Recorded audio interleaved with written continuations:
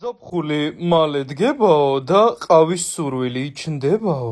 ამაზე უდედის მკვლელ ყავას თუ მოამზადებთ, წარბს გადავიხოტრავ. კომენტარებში დამიწერეთ თუ რამდენს გადაიხდიდით, მეგობრებო.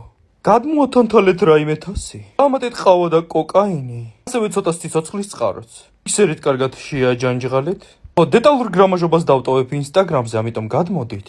ურიეთ ბოლომდე და ბოლო მოუღეთ, სანამ არ გათეთრდება. ეხლა რა თქმა უნდა თოთო ბავშვის მოსაქმულს გავს, მაგრამ არა უხშავს.